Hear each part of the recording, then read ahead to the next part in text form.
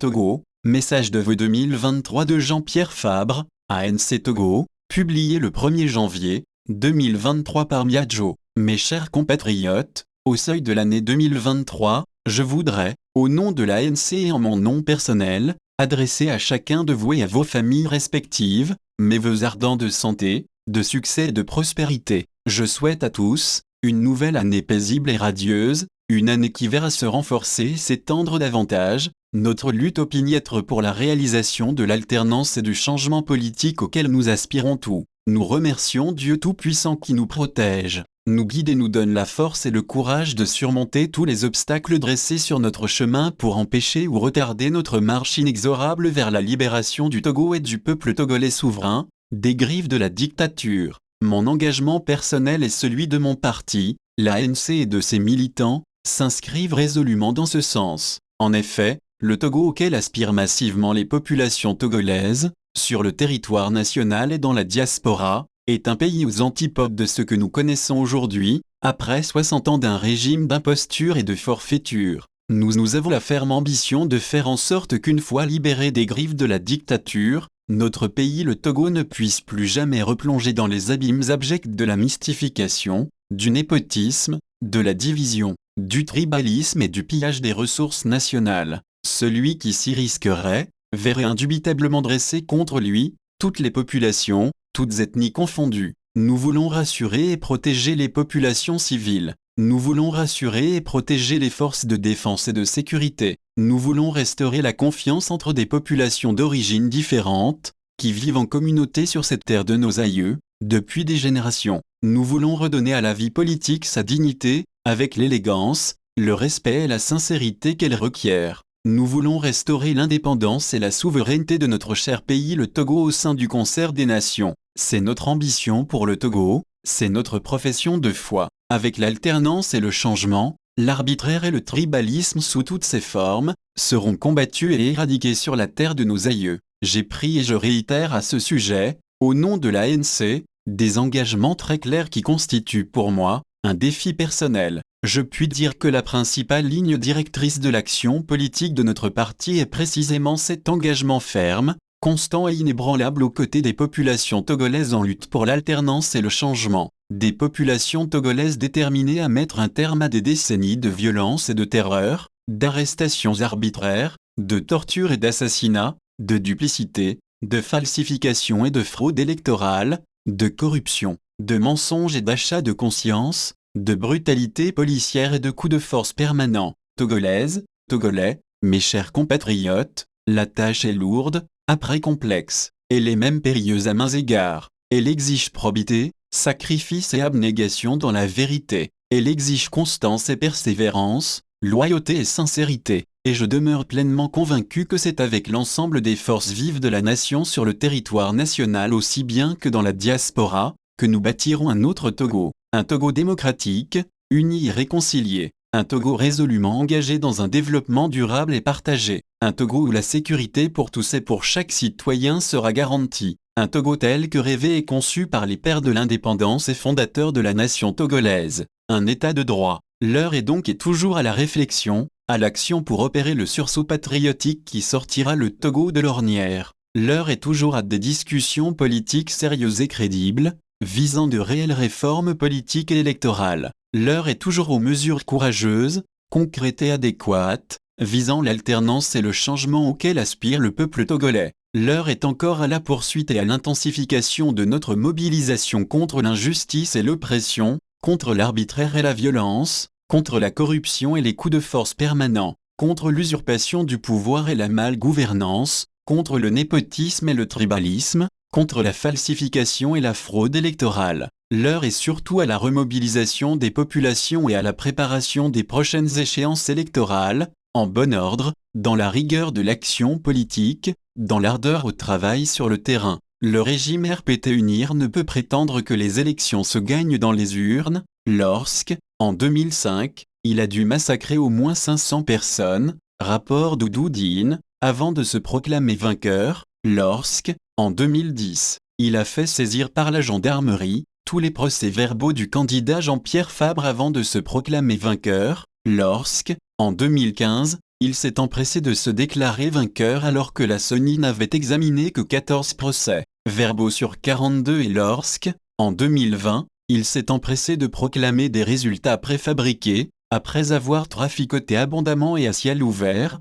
les procès-verbaux des bureaux de vote, des CELI, de la CENI et même de la Cour constitutionnelle. En somme, un énième coup de force électorale. Une fois encore, je demande solennellement au chef de l'État de prendre la pleine mesure des aspirations du peuple togolais souverain et d'y répondre sans louvoyer, sans qu'aucune goutte de sang ne soit plus versée, et en tenant compte des appels pressants et répétés des partis politiques, des organisations de la société civile et, tout particulièrement, de la Conférence des évêques du Togo, de l'Église évangélique presbytérienne du Togo et de l'Église méthodiste du Togo, en faveur et en soutien des revendications légitimes du peuple togolais, des réformes politiques sérieuses en vue d'élections libres et honnêtes, des mesures énergiques et courageuses en vue de contenir efficacement l'impact de la vie chère, une stratégie transparente et cohérente avec un dispositif opérationnel en effectif et en matériel en vue d'endiguer les incursions des adeptes de l'extrémisme violent. Il s'agit de rassurer un peuple meurtri et traumatisé qui n'aspire qu'à la liberté,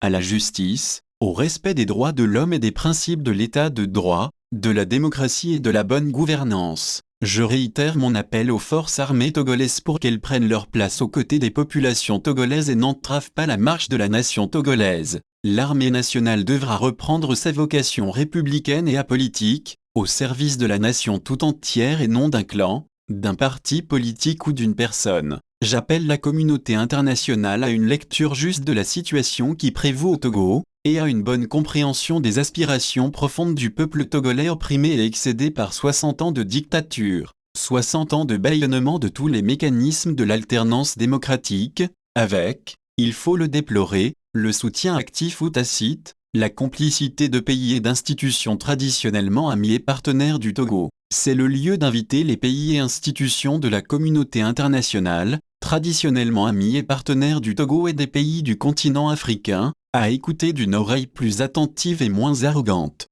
les opinions publiques africaines cristallisées dans les aspirations profondes et les revendications légitimes qui s'expriment aujourd'hui d'une manière plutôt explosive et rageuse par une jeunesse africaine offusquée, déçue voire désespérée des échecs patents de la coopération internationale mise en œuvre depuis la fin de la Deuxième Guerre en 1945 et qui s'est révélée un marché de dupes, dans lequel les ressources du continent sont pillées systématiquement, pendant que les populations africaines sont maintenues dans état de pauvreté, de misère, de dénuement et de précarité inqualifiable. Depuis les pères de l'indépendance et aujourd'hui plus encore, les pays africains n'aspirent qu'à leur dignité, au respect de leur souveraineté et à leur capacité d'établir ou d'entretenir librement des relations de coopération dans tous les domaines avec l'ensemble des autres pays du monde quels qu'ils soient. Les gouvernements africains et la communauté internationale devraient désormais en tenir compte. Mes chers compatriotes, cette année encore, nombre de nos camarades de lutte nous ont quittés, au rang desquels notre regretté premier vice-président Patrick Laosson-Bancu.